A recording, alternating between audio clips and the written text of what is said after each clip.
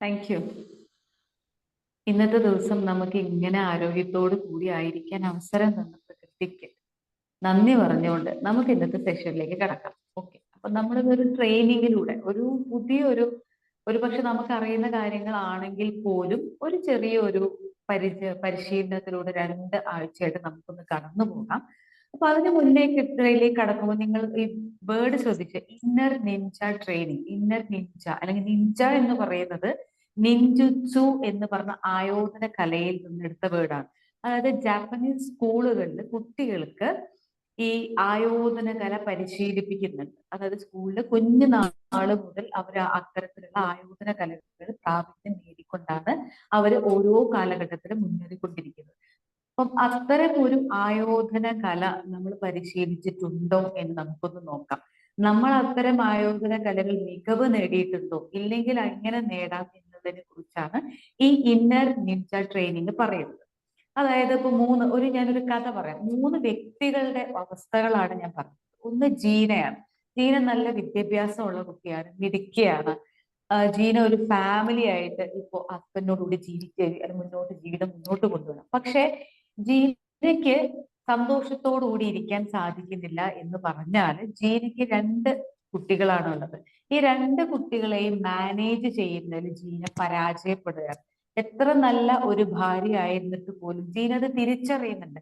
ഞാൻ നല്ലൊരു ഭാര്യയാണ്, പക്ഷെ എനിക്ക് കുട്ടികളെ മാനേജ് ചെയ്യാൻ അല്ലെങ്കിൽ അവർക്ക് വേണ്ടത് ചെയ്തു കൊടുക്കാനും അവരെ മുന്നോട്ട് നയിക്കാനും അവരെ നന്നായി വളർത്തിക്കൊണ്ട് പോകാനും സാധിക്കാതെ ആകെ ടെൻഷനും ഒരുതരം ആകാംക്ഷയും ഒക്കെ ആയിട്ട് മുന്നോട്ട് ഓരോ ദിവസം തള്ളി നീക്കുന്ന ഒരു അവസ്ഥയിലാണ് ജീന കടന്നു പോകുന്നത്.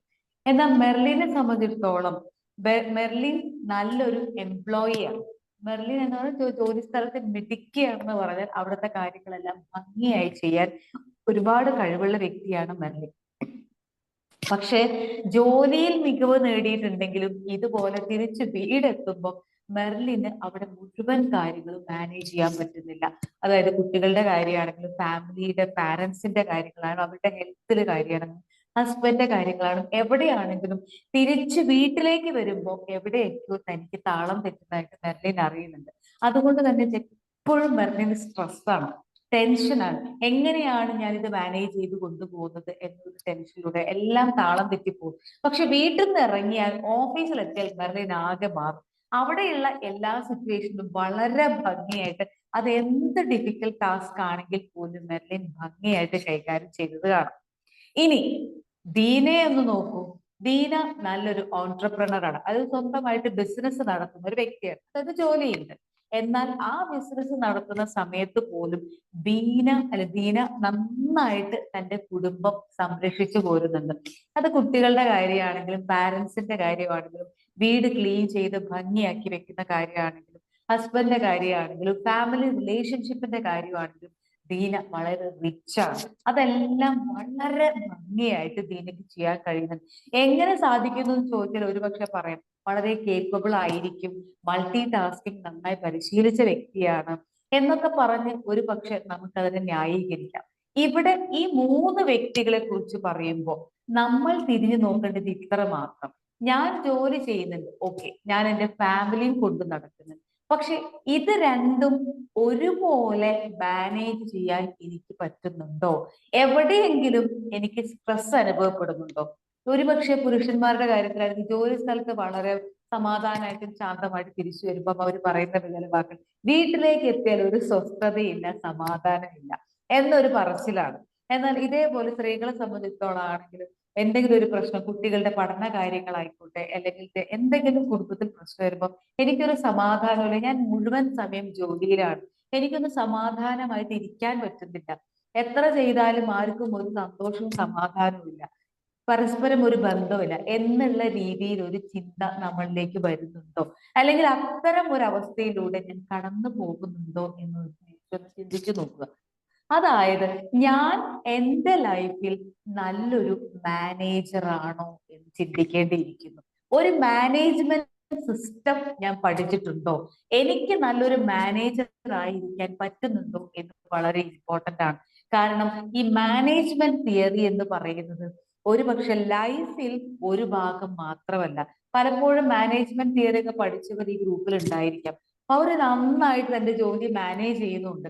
പക്ഷെ ഫാമിലിയിലേക്ക് വരുമ്പോൾ അത് മാനേജ് ചെയ്യാൻ പറ്റുന്നില്ല. ദാറ്റ് മീൻസ് ഞാൻ ഇപ്പൊ ഒരു മാനേജറാണ്, പക്ഷെ എന്റെ മാനേജ്മെന്റ് സിസ്റ്റത്തിൽ എവിടെയൊക്കെയോ പാളിച്ചകൾ സംഭവിക്കുന്നുണ്ട്.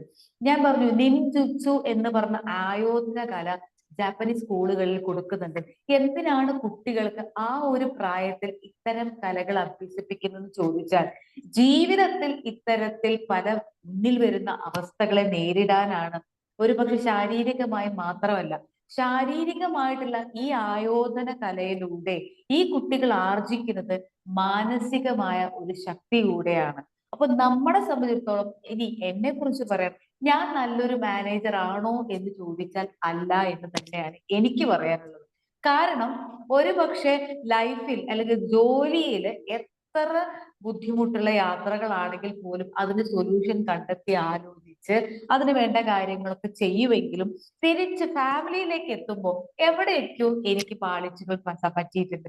ഞാൻ അവിടെ നല്ലൊരു മാനേജർ അല്ല എന്ന് തിരിച്ചറിഞ്ഞത് ഈ ഇന്നർ നിഞ്ച ട്രെയിനിങ്ങിലൂടെയാണ്. ഞാൻ ചിന്തിച്ചത് ഒരു പക്ഷെ ആ വ്യക്തികളുടെ പ്രശ്നമായിരിക്കാം, അല്ലെങ്കിൽ എന്റെ ജീവിതത്തിൽ വന്ന ഒരു സിറ്റുവേഷൻ ആയിരിക്കാം എന്നെ ഇത്തരത്തിൽ കൊണ്ടെത്തിച്ചത്, അല്ലെങ്കിൽ എനിക്ക് ബാലൻസ്ഡ് ആയിട്ട് പോകാൻ സാധിക്കാത്തത് എന്ന ചിന്തയിലൂടെയാണ്.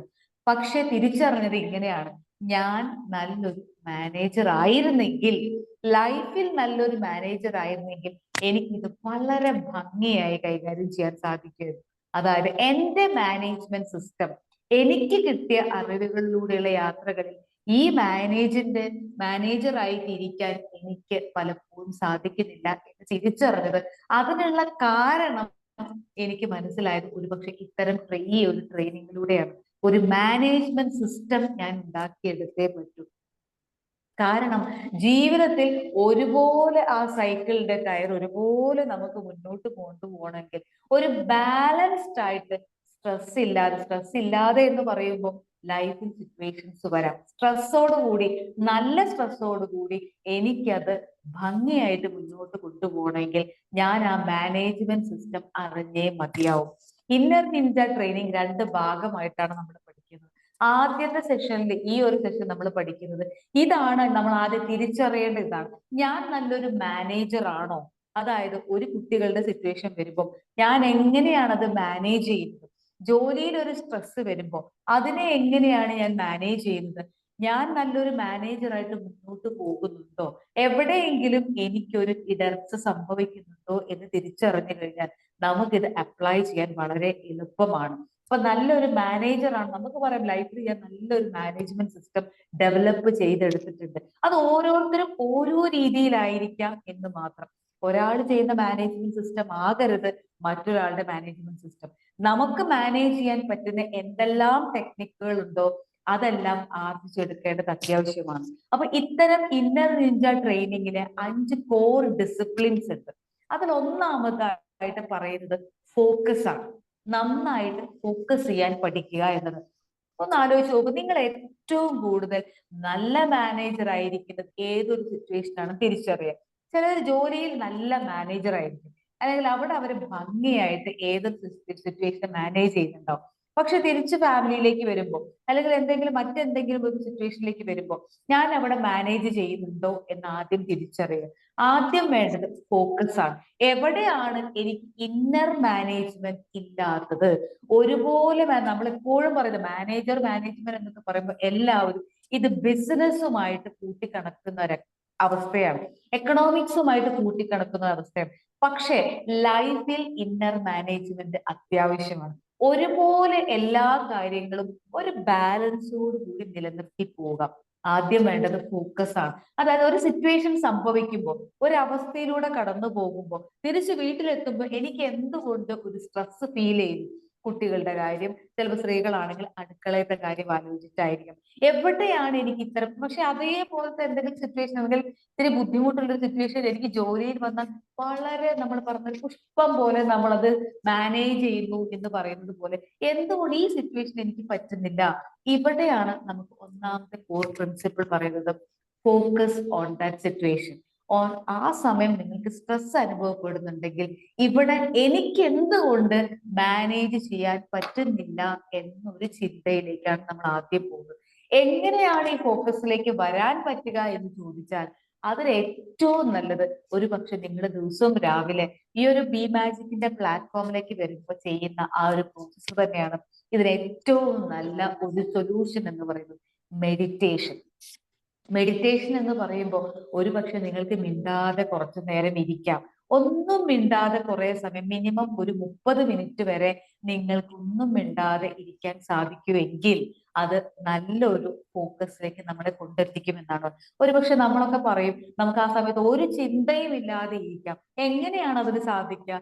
നമ്മൾ മനുഷ്യരെ സംബന്ധിച്ചിടത്തോളം ഒരു ചിന്തയും ഇല്ലാതെ ഒരു നിമിഷം പോലും ഇരിക്കാൻ സാധിക്കില്ല എന്നുള്ളതാണ് സത്യം. പിന്നെ എങ്ങനെയാണ് ഈ മെഡിറ്റേഷന് ശാന്തമായിട്ട് ഇരിക്കുക എന്ന് ചോദിച്ചാൽ നമ്മുടെ മനസ്സിലേക്ക് വരുന്ന ചിന്തകളെ സ്വീകരിക്കുക. അതങ്ങനെ ഒഴുകിക്കൊണ്ടേയിരിക്കട്ടെ. ഒരു പക്ഷെ ആ സമയത്ത് ഇരിക്കുമ്പോഴായിരിക്കും പെട്ടെന്ന് ഇന്നലെ ചായ നന്നായില്ല എന്നൊരു പ്രശ്നം വരുന്നത്. അതല്ലെങ്കിൽ ഇന്ന് ജോബിലേക്ക് പോകുമ്പോൾ ഉണ്ടായിരുന്ന എന്തൊക്കെ കാര്യങ്ങളെ കുറിച്ച് ചിന്തകൾ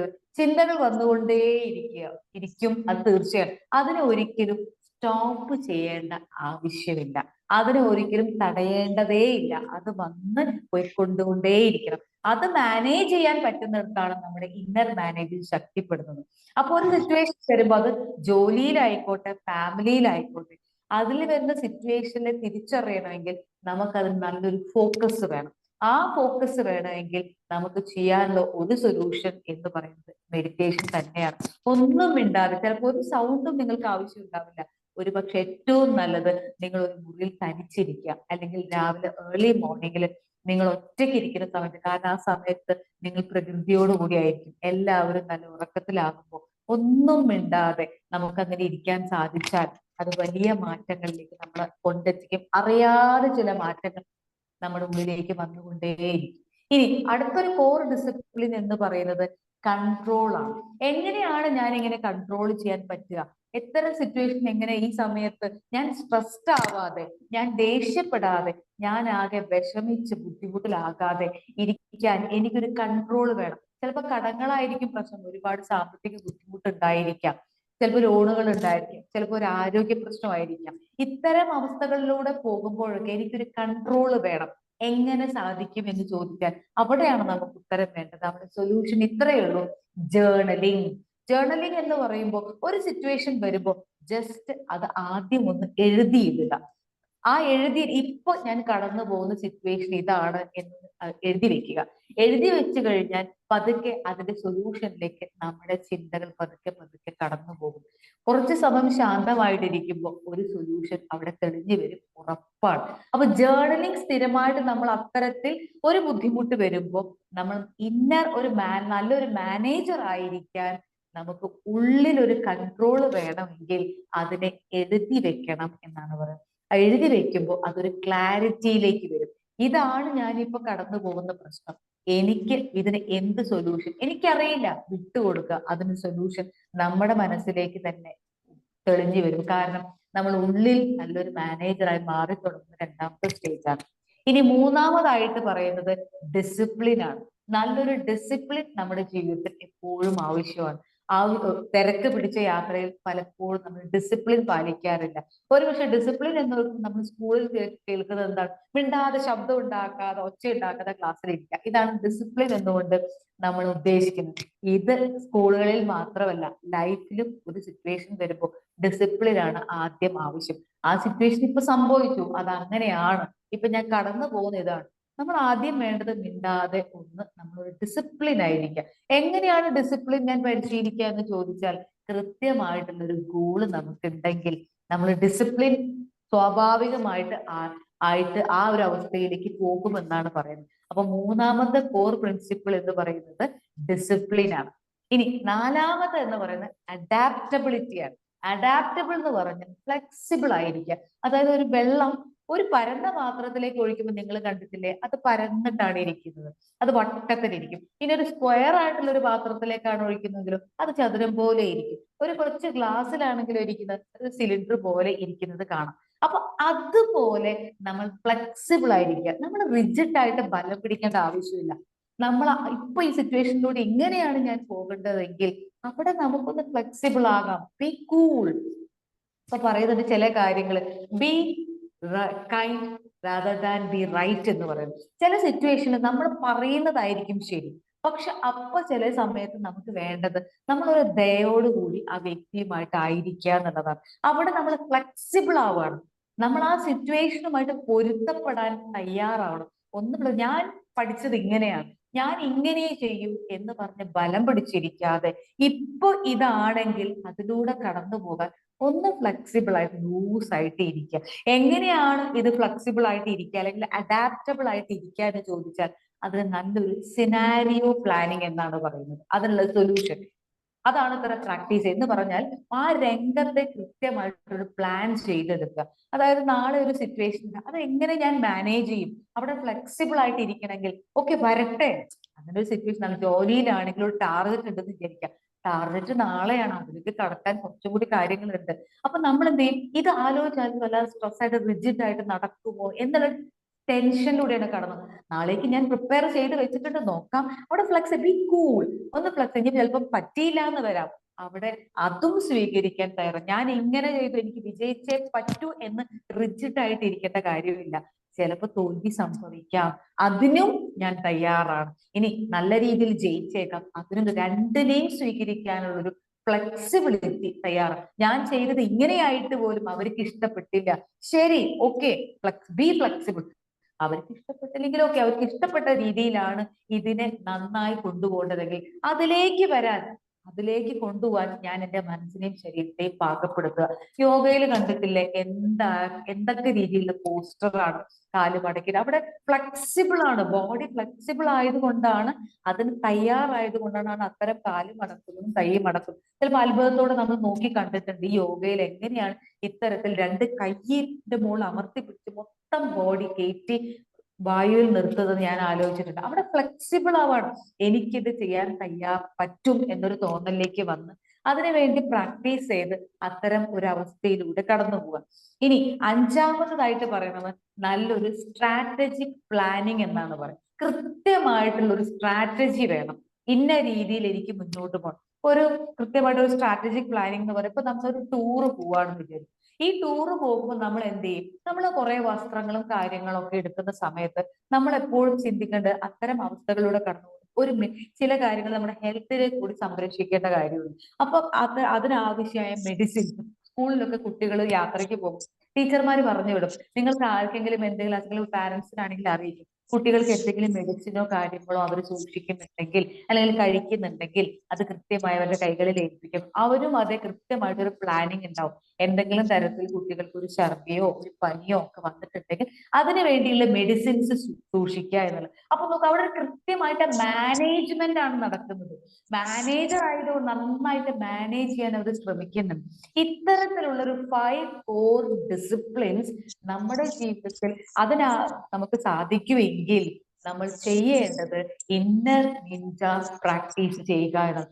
ഉള്ളിൽ ഞാൻ നല്ലൊരു മാനേജറായി മാറിയിട്ടുണ്ടെങ്കിൽ അത് ജോലിയിലായിക്കോട്ടെ വരുന്ന സിറ്റുവേഷനിലായിക്കോട്ടെ, ജസ്റ്റ് ബി കൂൾ, അതിനെ കൂളായിട്ട് മാനേജ് ചെയ്യാൻ ഈ 5 കോർ ഡിസിപ്ലിൻ നിങ്ങൾ പാലിക്കാൻ തയ്യാറായാൽ, അതിന് വേണ്ട പ്രാക്ടീസിലൂടെ കടന്നു പോകാൻ സാധിച്ചാൽ നമുക്ക് നല്ലൊരു മാനേജർ ആവാൻ സാധിക്കും എന്നാണ് പറയുന്നത്. നമ്മൾ ചിന്തിക്കേണ്ടത് ഇപ്പോഴാണ്, ഞാൻ നല്ലൊരു മാനേജർ ആണോ, ഞാൻ എൻ്റെ ജീവിതത്തിൽ എല്ലാ തരം സിറ്റുവേഷനെയും എല്ലാ ബന്ധങ്ങളെയും നന്നായി മാനേജ് ചെയ്ത് കൊണ്ടുപോകുന്നുണ്ടോ, എങ്കിൽ life is very very simple and cool എന്നാണ് പറയുന്നത്. നമുക്ക് തോന്നും ലൈഫ് വളരെ ഭയങ്കര കോംപ്ലിക്കേറ്റ്, ഒട്ടും വളരെ കൂളാണെന്നാണ് പറയുന്നത്, വളരെ സിമ്പിൾ ആണെന്നാണ് പറയുന്നത്. അങ്ങനെയാണെങ്കിൽ ഇതെങ്ങനെ കൂളായി എനിക്ക് കൊണ്ടുപോകാം, ഞാൻ നല്ലൊരു മാനേജർ ആയിരുന്നാൽ മതി.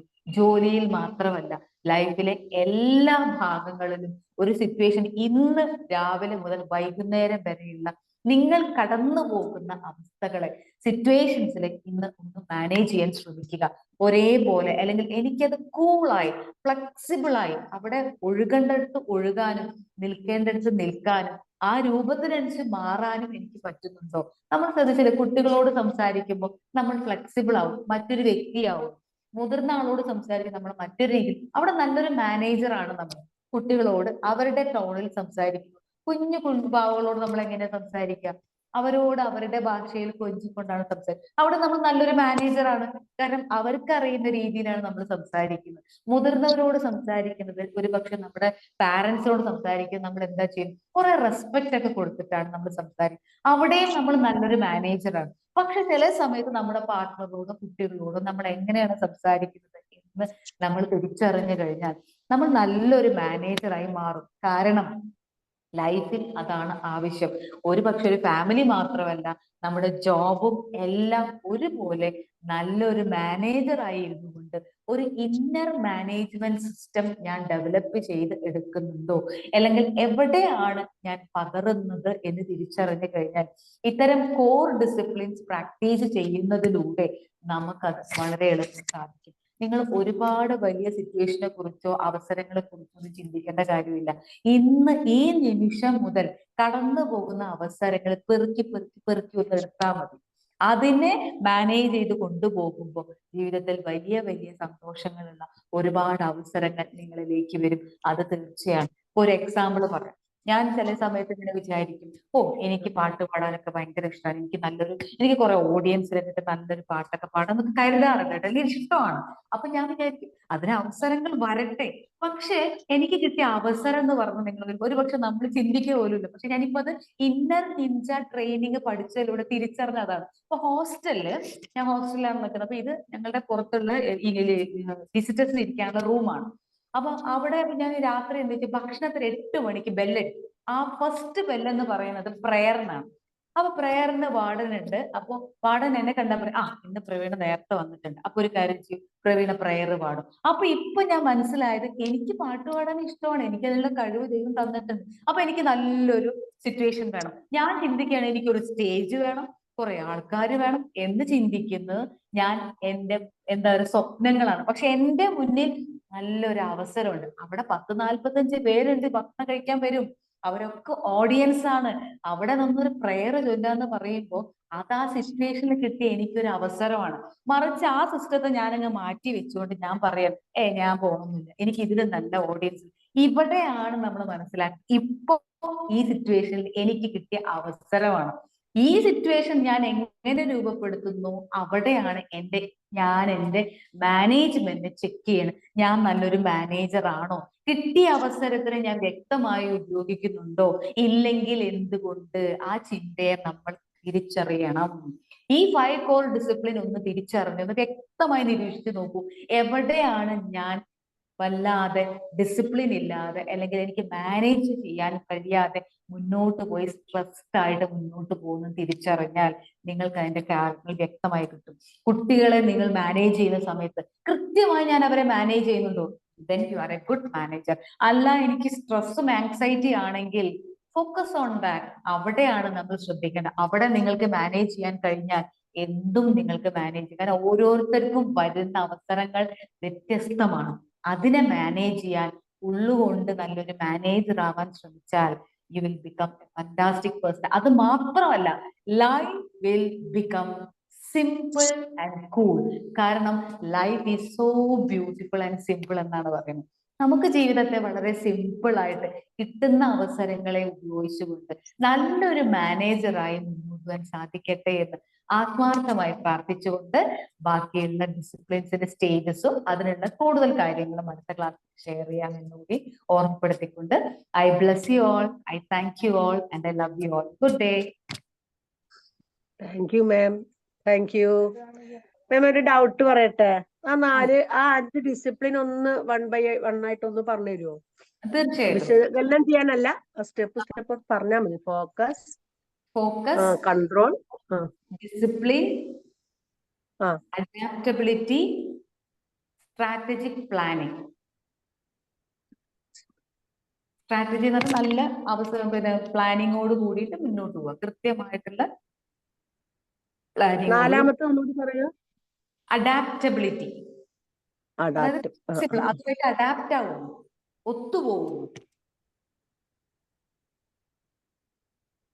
ഓക്കെ.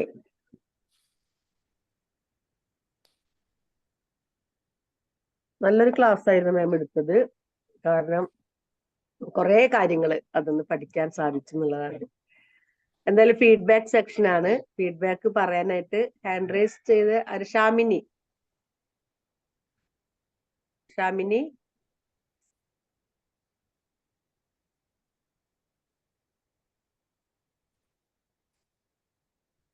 ഷാമിനി മാം, റസാഖ് സാർ. ഓക്കെ ആൻഡ്രസ് ചെയ്ത ആള് പോയാ. Thank you Praveena. നല്ലൊരു വിഷയമാണ് കേട്ടോ. ഒരുപാട് ആളുകൾക്ക് പല ചോദ്യങ്ങൾക്കുള്ള ഉത്തരം ഇന്നത്തെ ക്ലാസ്സിൽ കിട്ടിയിട്ടുണ്ട്. മെഡിറ്റേഷൻ ചെയ്യുമ്പോൾ ചിന്തകൾ പല ഭാഗത്തേക്ക് പോകുന്നു, എന്ത് ചെയ്യണം? അതുപോലെ തന്നെ നമ്മളൊരു ആഗ്രഹം, ഒരു കാര്യം ആഗ്രഹിക്കുന്ന അതിന് അവസരം കിട്ടുമ്പോൾ അത് മാറി നിൽക്കാതെ ഉപയോഗിക്കണം. ഇങ്ങനെ കുറെ വിഷയങ്ങൾ ആണ് പ്രവീണമ്മ എന്ന് നമുക്ക് തന്നത്. ഒരു 4 വിഷയമാണെങ്കിൽ 40 കാര്യം പോലെ തോടിപ്പോയി. നല്ല വിഷയമാണ്. 6:15 ആയി ടൈം. സാധാരണ 6:05 ആകുമ്പോഴേക്കൊക്കെ വൈൻഡപ്പ് ചെയ്യുന്നതാണ് അല്ലേ? നല്ല വിഷയം ആയതുകൊണ്ടാണ് കുറച്ച് കാര്യമായി ഇതിൽ സംസാരിക്കാനുണ്ട് പ്രവീണ മാമിന് എന്ന് നമുക്ക് തോന്നുന്നു. എന്തായാലും സിറ്റുവേഷൻ നമ്മൾ എന്ന് പറഞ്ഞത് എല്ലാവരും ഒരു ലക്ഷ്യം വെച്ചിട്ടാണ് ഈ ഡിമാറ്റിക്കിൽ വന്നിട്ടുള്ളത്. എന്തെങ്കിലുമൊക്കെ എൻ്റെ ജീവിതത്തിൽ ചെറിയ മാറ്റങ്ങൾ വരണം എന്ന് ആഗ്രഹിച്ചിട്ട് തന്നെയാണ് വന്നത്. അല്ലാതെ ആരും വന്നിട്ട് വെറുതെ വന്ന് നോക്കാൻ വന്നിട്ടില്ല. അപ്പൊ അതിനു വേണ്ടി ചെലവാക്കേണ്ടത് സമയം ചെലവാക്കണം. അതുപോലെ തന്നെ നമ്മൾ അവസരം കിട്ടുമ്പോൾ അത് ഉപയോഗിക്കും വേണം. Thank you. സിന്ധു പറഞ്ഞില്ലേ എന്നെന്താ പറയുന്നേ? ഈ പറഞ്ഞെന്ന് ഒന്നും കൂടി പറഞ്ഞിരുന്നേനെ. എന്താണ്?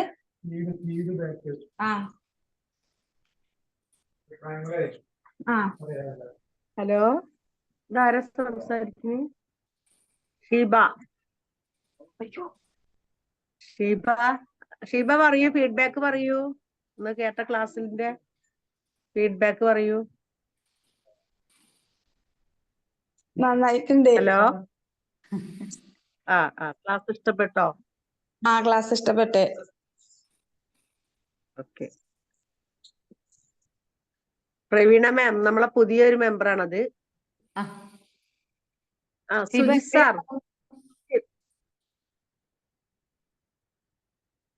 Magic morning. മാഡത്തിന്റെ ക്ലാസ്സുകൾ എപ്പോഴും നമ്മളെ എന്താ പറയാ, എപ്പോഴും ഒരു ലൈഫിലേക്ക് ഇനി എന്താണോ ആവശ്യം, അതായത് ലൈഫിൽ എന്താണോ ആവശ്യം അത് പ്രാക്ടിക്കൽ ഇംപ്ലിമെന്റേഷൻ ആണ് മാഡത്തിന്റെ എല്ലാ ക്ലാസ്സുകളും. അതായത് ഇന്നത്തെ തന്നെ ഞാൻ പലപ്പോഴും ആലോചിക്കാറുണ്ട്, ഞാൻ ഇതിങ്ങനെ കേട്ടോണ്ടിരിക്കുമ്പോ സാധാരണ എല്ലാ ആൾക്കാരും ഫേസ് ചെയ്യുന്ന പ്രോബ്ലം ഇതിൽ ഏതെങ്കിലുമൊക്കെ ഒന്നായിരിക്കും. അത് ശരി. ഞാൻ ജസ്റ്റ് ഇങ്ങനെ ഇപ്പൊ നമ്മുടെ ഇതിനകത്ത് വന്ന ശേഷം ഞാൻ ഇങ്ങനെ ആലോചിക്കാറുണ്ട് ഓരോ. ഫസ്റ്റ് ഓഫ് ഓൾ ഞാൻ തന്നെ എന്റെ കാര്യങ്ങളിൽ ഡിസിപ്ലിൻ ഇല്ലാത്ത രീതിയിലേക്ക് ഇങ്ങനെ പോയിക്കൊണ്ടിരിക്കുന്ന സമയത്ത് ചിന്തിക്കാറുണ്ട്. മുൻപൊന്നും ശരിക്ക് ഡിസിപ്ലിൻ ഇല്ലാത്ത രീതിയിൽ ജീവിച്ചുകൊണ്ടിരിക്കുന്ന സമയത്ത് നമ്മള് ചിന്തിക്കാറില്ല, അത് അങ്ങനെയാണ്, അതങ്ങനെ പോട്ടെ എന്ന രീതിയിലായിരുന്നു. പക്ഷെ എവിടേക്ക് എന്തൊക്കെയോ ചേഞ്ചസ് വരുത്തണമല്ലോ, എവിടേക്ക് എന്തൊക്കെയോ പ്രശ്നം ഉണ്ടല്ലോ എന്ന് സ്വയം ചിന്തിക്കാൻ ഒരു കാരണമായത് യഥാർത്ഥത്തിൽ നമ്മുടെ ഈ ഒരു കമ്മ്യൂണിറ്റിയും തന്നെയാണ്. അപ്പൊ മാഡത്തിന്റെ ഈ ഒരു ക്ലാസ്സിൽ തന്നെ ഇപ്പൊ ഇന്ന് ഈ പറഞ്ഞിരിക്കുന്ന ഈ കാര്യങ്ങൾ ചിന്തിക്കുമ്പോൾ പല ആൾക്കാരും ലൈഫിൽ ഈ സ്ട്രഗിളിങ് അനുഭവിച്ചിട്ട് പല എന്താ പറയാ തെറ്റായ മാർഗങ്ങളിൽ അഭയം പ്രാപിക്കുന്ന ആൾക്കാരുണ്ട്. മറ്റേ മയക്കുമരുന്ന് അങ്ങനെയുള്ള സംഭവങ്ങളിൽ അഭയം പ്രാപിക്കുന്ന കുറെ യൂത്ത് തലമുറകളുണ്ട്. അതും ശരിക്കും ഇങ്ങനെയുള്ള കാര്യങ്ങൾ അവരിലേക്കൊന്നും എത്തുന്നില്ല. അതായത് ഈ ഒരു എന്താ ഇങ്ങനെയൊക്കെ ചെയ്യണം, അതായത് ഇങ്ങനെയുള്ള കുറെ മാർഗങ്ങളുണ്ട് ലൈഫ് ഒന്ന് സെറ്റ് ആവാനും അല്ലെങ്കിൽ നേരായ മാർഗത്തിലേക്ക് പോകാനും ഒരു ഫോക്കസോടുകൂടി ജീവിക്കാനും ഒരുപാട് മാർഗങ്ങളുണ്ട് എന്നുള്ളത് യഥാർത്ഥത്തിൽ ആർക്കും അറിയാത്തതാണോ അതെ അറിഞ്ഞിട്ടും അത് കുറച്ചുകൂടി നമുക്ക് ഇംപ്ലിമെന്റ് ചെയ്യാനും ഇത്രയ്ക്ക് ഈസി ഒന്നും അല്ലല്ലോ. യഥാർത്ഥത്തിൽ നമ്മളിങ്ങനെ പറയാൻ എളുപ്പമാണെങ്കിലും ഈ മെഡിറ്റേഷൻ ചെയ്യുക, അതുപോലെ സ്റ്റെപ്പ് ചെയ്യുക എന്നൊക്കെ പറഞ്ഞു കഴിഞ്ഞാൽ നമുക്കൊരു തോന്നൽ വേണം, നമുക്ക് നന്നാവണമെന്ന് സ്വയം നമ്മുടെ ഉള്ളിലൊരു തോന്നൽ വേണം, എന്നാൽ മാത്രമേ ഇത് ചെയ്യുള്ളൂ. അപ്പോ ഞാൻ ചിന്തിക്കാറുണ്ട് അതുപോലെ ഈ പല ഈ സൂയിസൈഡിലേക്ക് പോയി ചെയ്യുന്ന ആൾക്കാരും ഇവർക്കൊക്കെ യഥാർത്ഥത്തിൽ ഒരു എന്താണ് ലൈഫിൽ ഇങ്ങനെ ഒരു മെത്തേഡ്, ഒരു പ്രോപ്പർ ആയിട്ടുള്ള ഒരു ചാനലിൽ കൂടെ പോവാതെ ഒരു വ്യതിചലിച്ച് പോകുന്നതുകൊണ്ടാണ് യഥാർത്ഥത്തിൽ ഇങ്ങനെ ഒരു ഇഷ്യൂസ് ഉണ്ടാവുന്നത്. നമ്മുടെ ഇങ്ങനെയുള്ള കമ്മ്യൂണിറ്റികളും അല്ലെങ്കിൽ ഇങ്ങനെയുള്ള ഒരു പോലെ കുറെ ഗുരുസും ഉണ്ടെങ്കിൽ, ഒരുപാട് ആൾക്കാർ ഉണ്ടായിരുന്നുവെങ്കിൽ എത്ര നന്നായിരുന്നു ഞാൻ ചിന്തിക്കാറുണ്ട്. ശരിക്ക് ഇതിൽ എത്തിപ്പെടാനൊരു യോഗം വേണം ശരിക്ക്. എനിവേ ഈ പറഞ്ഞിരിക്കുന്ന മെഡിറ്റേഷൻ ആണെങ്കിൽ ഇതിന് ഈ പറഞ്ഞിരിക്കുന്ന കാര്യങ്ങൾ എങ്ങനെ ചെയ്യുന്നു എന്നുള്ളതിന് പ്രാക്ടിക്കലി എങ്ങനെ ഇംപ്ലിമെന്റ് ചെയ്യാം എന്നുള്ള കൂടിയാണ് ഈ ക്ലാസ്സിനെ കൂടെ മാഡം പറഞ്ഞത്. വെറുതെ നമ്മളൊരു ടോപ്പിക് ഇങ്ങനെ പറഞ്ഞു പോകല്ല, മെഡിറ്റേഷൻ ചെയ്യണം, സ്ക്രിപ്റ്റിംഗ് ചെയ്യണം, ഡിസിപ്ലിൻ ഉണ്ടാക്കണം എന്നുള്ളത് വെറുതെ പറഞ്ഞു പോകല്ല. അതിനെങ്ങനെയാണ് ചെയ്യേണ്ടത്, അതിന്റെ ഓരോ മൈന്യൂട്ട് ആയിട്ടുള്ള പ്രാക്ടിക്കൽ നമുക്ക് ചെയ്യുന്ന സമയത്ത് നമ്മൾക്ക് എന്തൊക്കെ ഇഷ്യൂസ് ഫേസ് ചെയ്യും, അതിനെങ്ങനെ ഓവർകം ചെയ്യണം എന്നുള്ളത് വളരെ മൈന്യൂട്ടായിട്ട് പ്രാക്ടിക്കലി എത്രത്തോളം പോസിബിൾ ആണ് എന്നുള്ള രീതിയിൽ കൂടി മാഡം എന്താ പറഞ്ഞു തരികയാണ്. Anyway it's a wonderful class. ഒരു വി ആർ ബ്ലസ്ഡ് എന്ന് പറയില്ലേ, വേറെ പോലെയാണ്. Thank you ma'am. Thank thank you you Sujith, thank you. Shamini ma'am. Magic morning ma'am. Magic good morning morning. All. എന്നത്തെയും പോലെ പ്രാക്ടിക്കലായിട്ട് കാര്യങ്ങൾ ചെയ്യാൻ എന്താണോ നമുക്ക് വേണ്ടത്, പ്രാക്ടിക്കൽ ലൈഫ് നമ്മുടെ സാധാരണ ലൈഫിന് ഒരു സമാധാനത്തോടെ കൊണ്ടുപോകണമെങ്കിൽ അവിടെ എന്തെല്ലാം നമുക്ക് ഇംപ്ലിമെന്റ് ചെയ്യാൻ പറ്റും എന്നും മാം ഫോക്കസ് ചെയ്യുന്നത് ആ ഒരു ഏരിയയിലേക്കാണ്. വലിയ വലിയ നേട്ടങ്ങൾ നേടുകയല്ല, പ്രസന്റ്ലി ഇപ്പൊ നിങ്ങളെ പാടാനുള്ള ആഗ്രഹം, അപ്പൊ എനിക്ക് ഇങ്ങനെ കിട്ടിയാലേ പാടൂ, ഇതാണ് എൻ്റെ ആഗ്രഹം, ഞാൻ ഇവിടെ പാടേണ്ട ആളല്ല, ഞാൻ അവിടെ പാടേണ്ട ആളാണ് എന്നൊക്കെ നമ്മള് ചിന്തിച്ചു കൂട്ടുന്നിടത്താണ് സ്ട്രെസ് കൂടുന്നത്. അപ്പൊ നമ്മൾ എപ്പോഴും നമ്മുടെ സിറ്റുവേഷനിൽ എന്താണോ അവൈലബിള്, അവിടെ സ്ട്രെസ് ഉണ്ടെങ്കിൽ അവിടെ എന്താണ് അതിനുള്ള റീസൺ, അങ്ങനെ നമ്മൾ ശരിക്കും ഫോക്കസ് ചെയ്യേണ്ട ഏരിയയില് മാം പറഞ്ഞു തരുന്നുണ്ട്.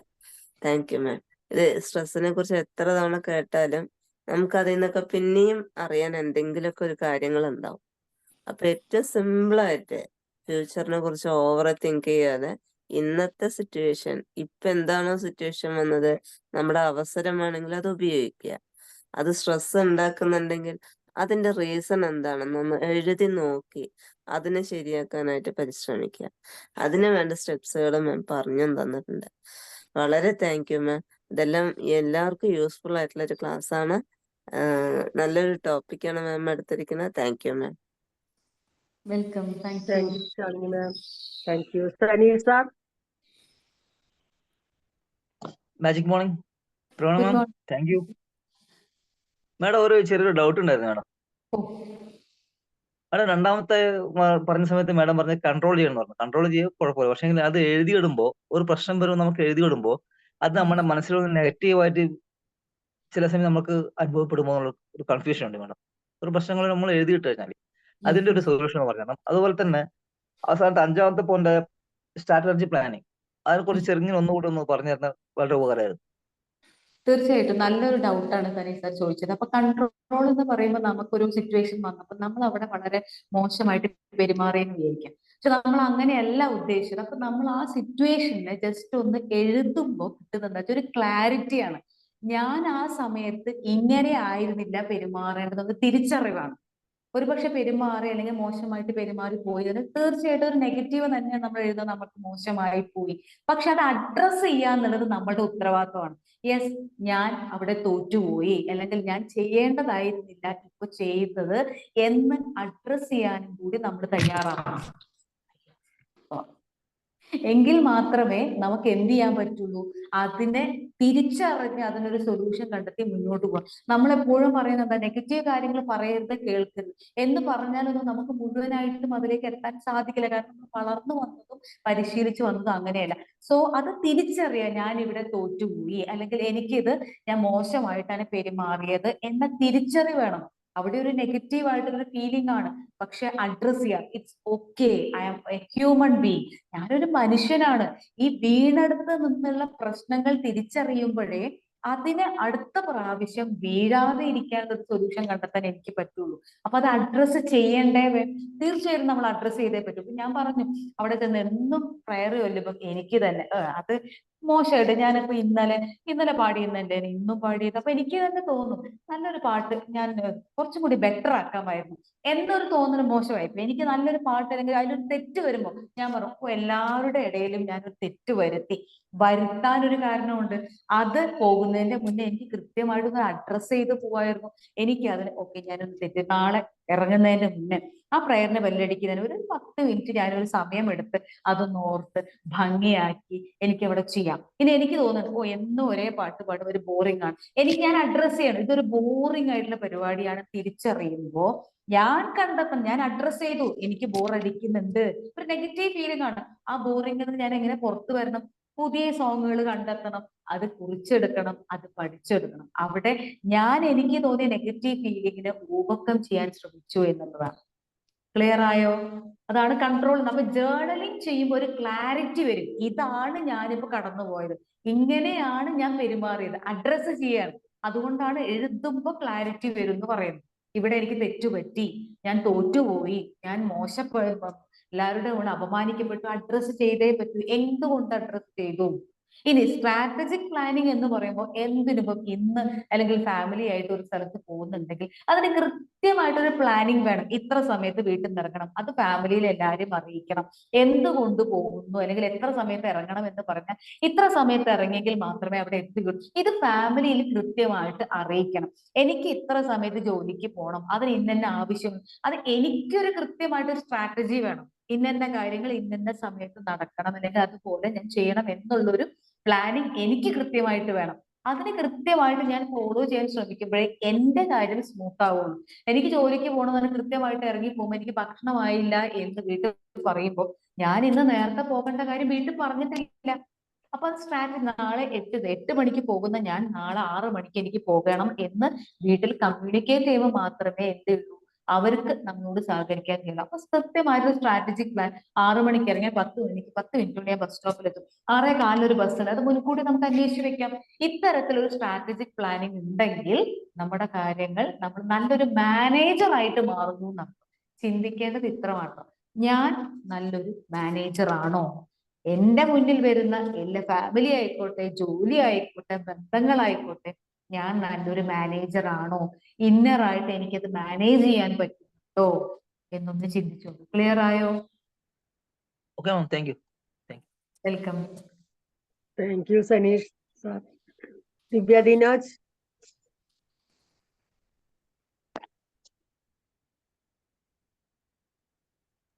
ദിവ്യ. Morning ma'am. എന്നത്തെയും പോലെ നല്ലൊരു ക്ലാസ് ആയിരുന്നു, ഏറ്റവും പ്രിയപ്പെട്ട ക്ലാസ്.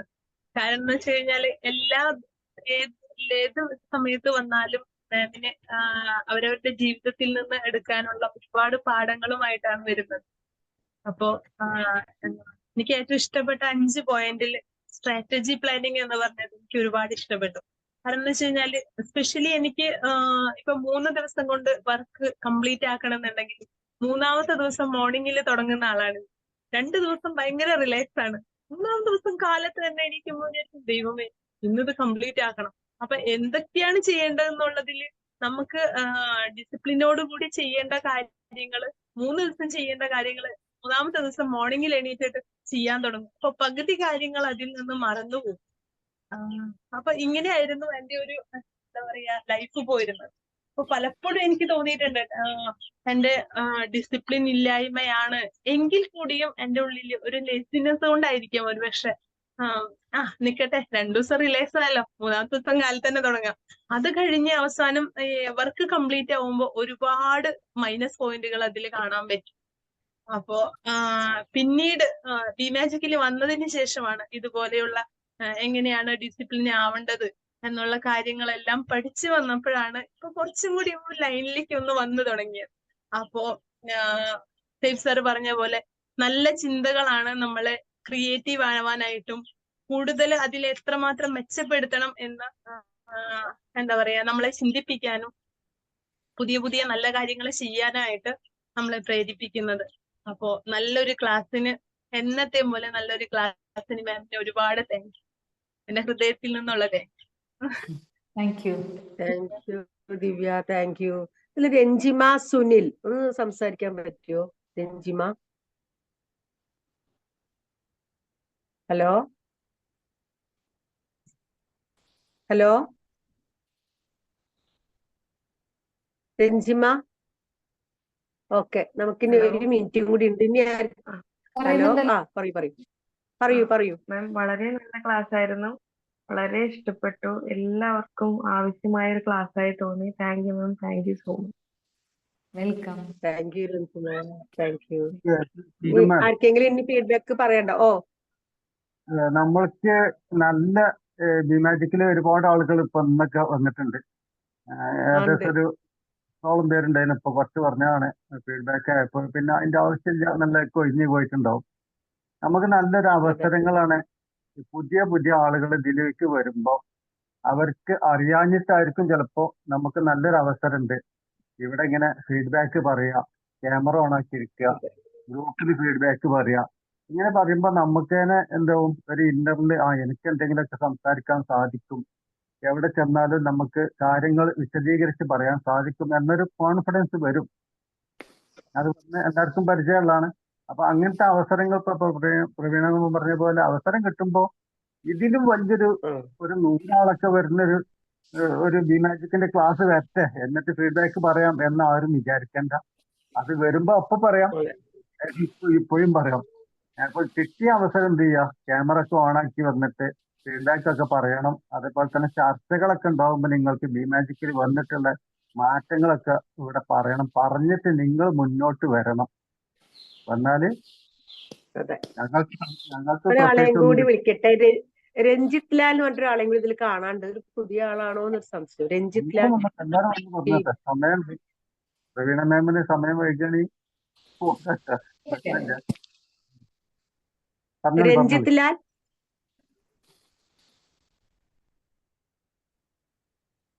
ആളില്ല വന്നത്. മണിസാറെ, മണിസാറും കൂടി പറഞ്ഞ് നമുക്ക് വൈൻഡപ്പ് ചെയ്യാം.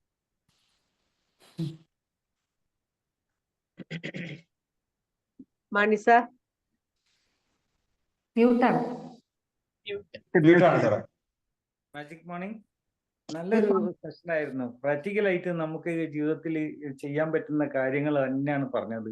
എല്ലാ സ്ഥലത്തും എല്ലാ വേദിയിലും, അതായത് ജോലിക്കായാലും ശരി, റിലേഷൻഷിപ്പിലായാലും ശരി, വീട്ടിലായാലും ശരി, ഒരു നല്ല മാനേജർ ആകാൻ വേണ്ടിയിട്ട് നമുക്ക് കിട്ടിയ ഒരു ടിപ്സാണ് ഇന്ന് 5 പോയിന്റിലൂടെ മാം പറഞ്ഞു തന്നത്. അത് വിശദമാക്കിയിട്ടുണ്ട്. അതിപ്പോ ഫസ്റ്റ് പോയിന്റ് ആണ് ശരി, എങ്ങനെ അതിനുള്ള സൊല്യൂഷൻ എങ്ങനെയാണെന്നുള്ളതും പറഞ്ഞിട്ടുണ്ട്. മെഡിറ്റേഷൻ ആയാലും ശരി, സ്ക്രിപ്റ്റിംഗ് ആയാലും ശരി, അതുപോലെ ഫ്ലെക്സിബിൾ ആകുക, ലൂസ് ആകുക. ഇങ്ങനെ നമ്മൾ നല്ല പ്ലാനിങ്ങോട് കൂടിയിട്ട് മുന്നോട്ട് പോകുമ്പോൾ ജീവിതം മനോഹരമാകും എന്നുള്ളതിന് ഒരു സംശയമില്ല. നല്ലൊരു ക്ലാസ് ആയിരുന്നു. ജീവിതത്തിൽ നമുക്ക് പ്രാക്ടിക്കലായിട്ട് ചെയ്യാൻ പറ്റുന്ന കാര്യങ്ങൾ ഓരോന്നായിട്ട് പറഞ്ഞു തന്നതിന് വളരെ നന്ദിയുണ്ട്. നല്ല ക്ലാസ് ആയിരുന്നു. Thank you so much ma'am. പിന്നെ ഒരു കാര്യം, അതായത് സാധാരണ പറയുന്ന കോട്ടുണ്ടല്ലോ, be kind rather than right എന്നുള്ള ആ ഒരു കോട്ടും വളരെ മനോഹരമായിട്ടുണ്ട്. Thank you very much. Welcome sir. Thank you. Thank you sir. Thank you sir. Thank you madam. എന്തായാലും നല്ലൊരു സെക്ഷൻ ഞങ്ങൾക്ക് തന്നതിന് ഒരുപാട് താങ്ക്സ്. അപ്പൊ നമുക്ക് ഈ ഒരു സെക്ഷൻ വൈൻഡപ്പ് ചെയ്യാം. അപ്പൊ ഓക്കെ, എല്ലാവർക്കും thank you. Thank you. Thank you, Pravina ma'am. Thank you. Thank you, ma'am. Thank you so much. Thank you. Thank you.